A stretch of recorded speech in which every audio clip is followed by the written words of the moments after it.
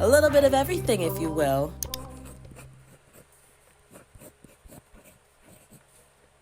Hi, Gorge. Welcome back to the channel. It's me, Sam, and a lot has happened in the last week or so. My subscriber count has actually doubled, and we're a few away from 300. Thank you so much to all of the new babies who have joined the channel. Welcome. We are so happy to have you here in my little creative corner of the internet. Today, we're going to be designing the first edition of my brand new zine, which is called Splatt. And I'm so excited to take you through this process. One of my massive goals for 2023 has been to launch some kind of independent DIY zine. And it's finally here. We finally have the first edition. I'm definitely in my graphic design bag, in my designer era. Feels good. Let's get into it. Hi, Gorge. We're at the desk, and I wanted to take you through an overview of the design process before we get into the details. Step one is to gather inspiration.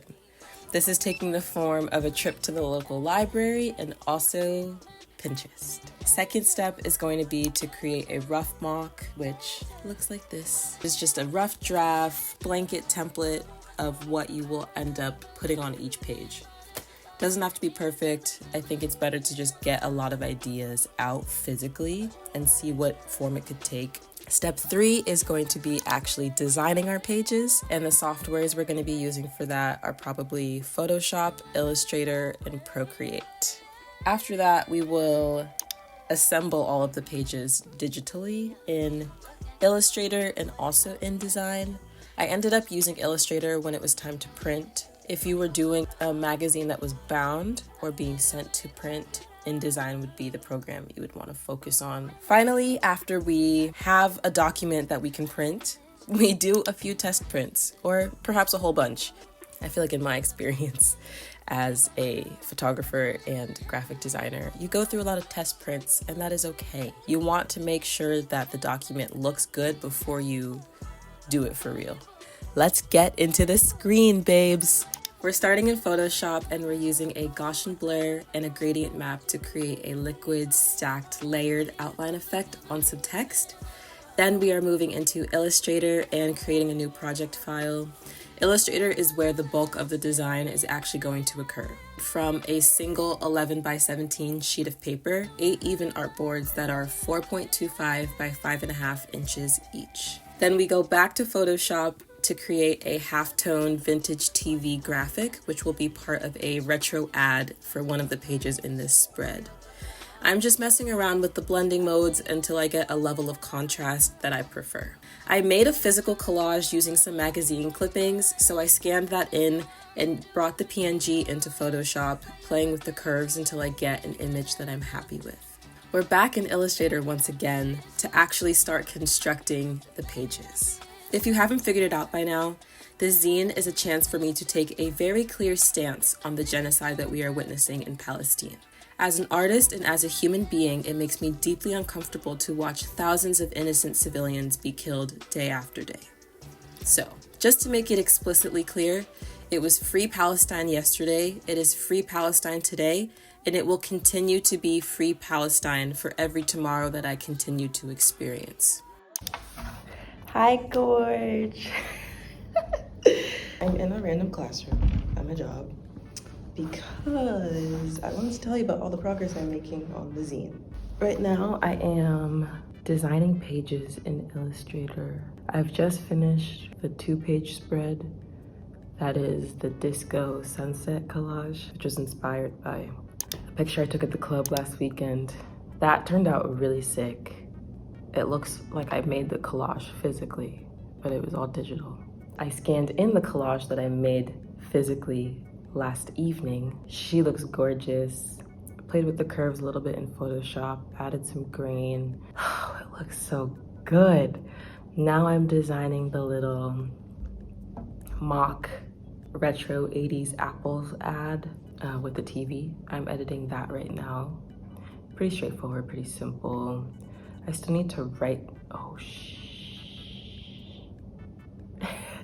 I still need to write my artist statement, decide what the doodles for that are gonna be. But you know, we're making great progress. By the end of Thursday, I got to my first test print, which was 8.5 by 11. The first test is never a success, but it does help you to see what shape your design is taking beyond your screen. I did another test when I came back Friday morning that was 11 by 17, and this is when I realized that I was printing in the wrong color space. So I redesigned a few of the colors on some of the pages to account for the CMYK color space that we print in, and I finally got a test print that I was happy with. For the first edition of Splat, I decided to print 20 copies. I'm giving 8 to my local friends, and 12 copies I would like to gift to subscribers. We are about to hit 300, which is just that is so exciting and groundbreaking to me. All you have to do to be entered into this giveaway is to follow me on Instagram at LeezyFbaby, and also leave a comment on this video with your username on Instagram, as well as one creative project or idea or hobby that you would like to start for yourself. I will announce winners at the top of next week's video. I'm really excited to learn more about my community, and thank you! Cheers to 300, baby. Well, that brings us to the end of this week's video and the final reveal of the first edition of Splat. I am so proud of this little zine that I made. Here's the front cover. This first edition is called What Am I Doing Here? Which is exactly how I feel. I think the start of a new creative project can always feel really terrifying in an ambitious sense, but I think that this project makes perfect sense for the kind of artist that I wish to be in this lifetime. And before we go, I just wanted to read my artist statement so you get a better sense of what I hope to accomplish. One of the few permanent things in this lifetime is change, and we are witnessing this in real time. As a young artist, I am learning how to maintain my creative practice in the midst of navigating the heavy grief, frustration, and sincere anger I feel as we witness a genocide right in front of our eyes. I wish to connect to others now more than ever. It's important to me to stand for something and find my voice along the way. I hope that you leave me a little comment so I can send you one of these. Please, please, please. And yeah, you can check out all of the pages on splatt.zine on Instagram. And I sincerely thank you for being here this week. Thank you for your support. Thank you for the lovely comments you all leave me on these videos.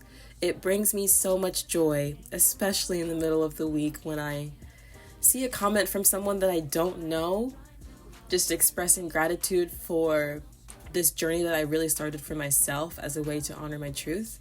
It brings me so much creative vitality to know that the steps and the decisions that I'm making and documenting for myself are having an impact on people and communities that I have no idea about. That is so wonderful to me. I'm so grateful that you're here. I'm very thankful that you've made it to this point in the video, that you support the art that I make, that you care about what I'm creating.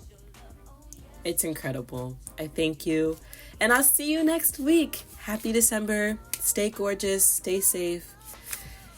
And I love ya. Bye.